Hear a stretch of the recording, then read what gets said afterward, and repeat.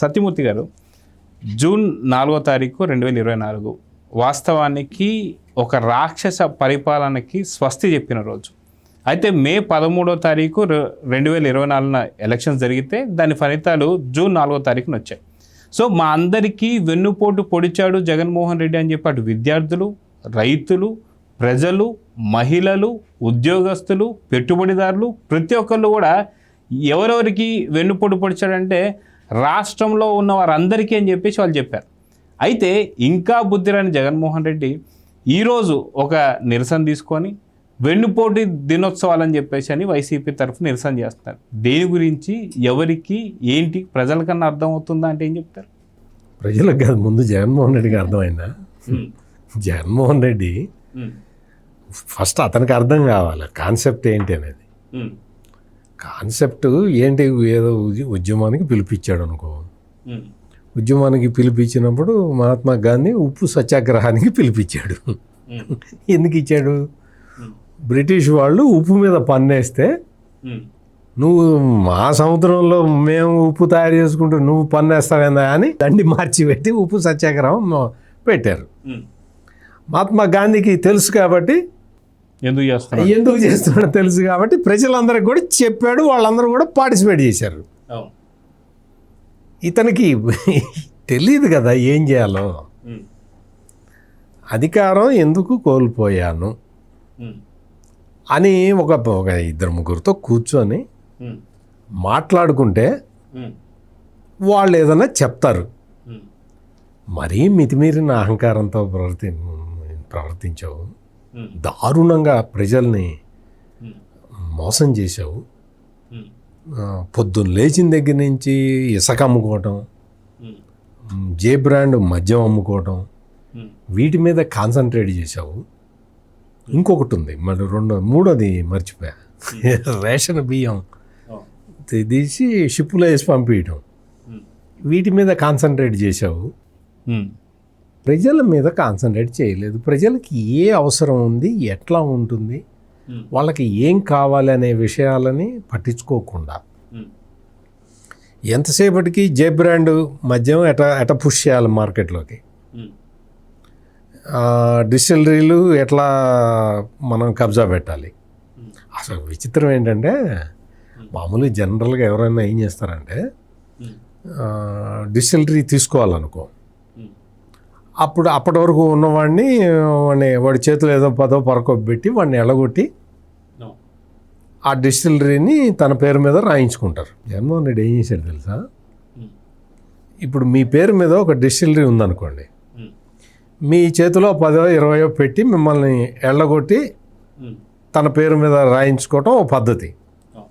కానీ ఇది advanced technology. మీ పేరు మీదే ఉంటుంది, లైసెన్స్ మీ పేరు మీదే ఉంటుంది, ఫ్యాక్టరీ మీ పేరు మీదే నడుస్తుంటుంది.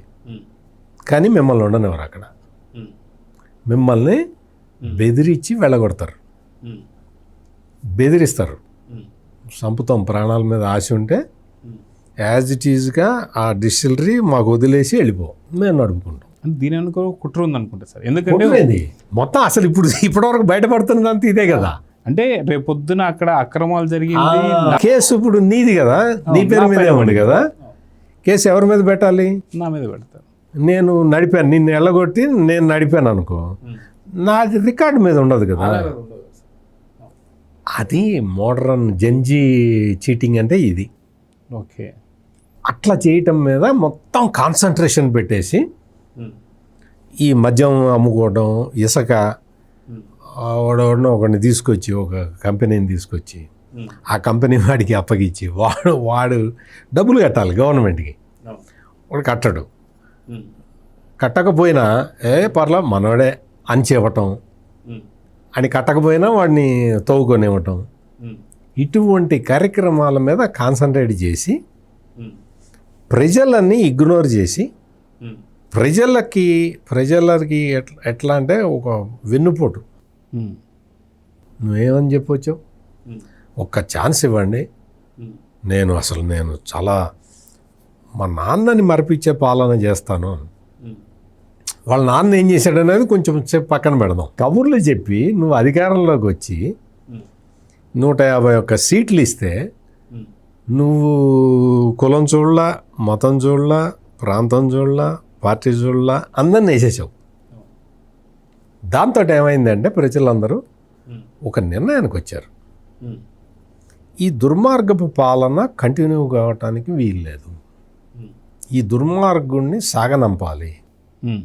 మేము ఈ దుర్మార్గపు పాలనకి వ్యతిరేకంగా ఓటు వేస్తున్నాము అని చెబితే మమ్మల్ని ఓటు వేయటానికి రానివ్వరు, మధ్యలోనే చంపేస్తారు అన్న భయంతో సింపుల్గా సైలెంట్గా ఇంట్లో వాళ్ళకు కూడా చెప్పకుండా, తను ఎవరికి ఓటేస్తున్నారో ఇంట్లో పక్క మనిషికి కూడా తెలియకుండా సైలెంట్గా వచ్చి కూటమి ప్రభుత్వానికి ఓటేసి వెళ్ళారు. ఇది కదా జరిగింది. మొత్తం రాష్ట్రం మొత్తం ఇది జరిగింది. ఇది జరిగితే జగన్మోహన్ రెడ్డి ఏం చేశాడంటే మొన్న చాలా సీరియస్గా లక్ష్మీభారతిని పంపించాడు. నువ్వు వెళ్ళి చెప్పిరాబా, మన గొప్పతనం నువ్వు చెప్పిరాబా అన్నాడు. ఆ లక్ష్మీభారతి వచ్చి ఏం చెబుతుందంటే, యాక్చువల్గా 104 స్థానాల్లో మా జగనన్న గెలిచాడండి. 104 స్థానాల్లో గెలిస్తే అట్ట కాదు ఇట్ట కాదు అని చెప్పి 11 ఇచ్చి పంపించారండి. స్కూల్లో చిక్కీలు ఇచ్చి పంపిస్తారే అట్ట చెప్పింది జగనన్న చిక్కీలు. అంటే ఇంత అజ్ఞానుల్ని చుట్టూతా పెట్టుకొని లక్ష్మీభారతి లాంటి అజ్ఞానుల్ని 104 వస్తే అట 11 ఇచ్చి పంపించారట. మిగిలినవన్నీ ఏం చేశారు? 104 కాన్స్టిట్యున్సీలు ఏంటి? ఎవరు 170 ఆయన అంటుంటే 104 కాదు. నువ్వు కౌంటింగ్ జరిగేటప్పుడు ఫస్ట్ రౌండ్ అయిపోగానే కొడాలి నాన్న లేచి ఇంక మనం గెలవంలే పదరా అన్నాడు.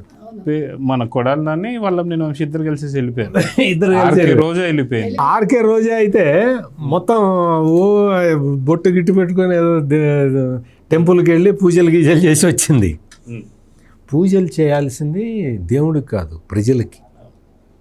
నువ్వు ప్రజలతోటి ఏం చేసావు? నువ్వు ఒక బోరింగ్ ఇనాగ్రేషన్కి వెళ్ళి పెద్ద పెద్ద పూలదండలు వేయించుకున్నది ఈ రోజా. ఓట్లేలా.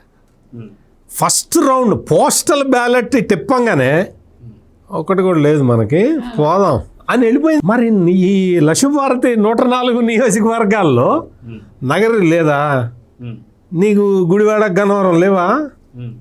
కనీసం ఆ స్థానాలు ఏవో చెప్పాలి కదా, అభ్యర్థులు ఏవో చెప్పాలి కదా. ఇటువంటి బ్యాచ్ని పెట్టుకొని, ఇటువంటి ఈ ముఠాని పెట్టుకొని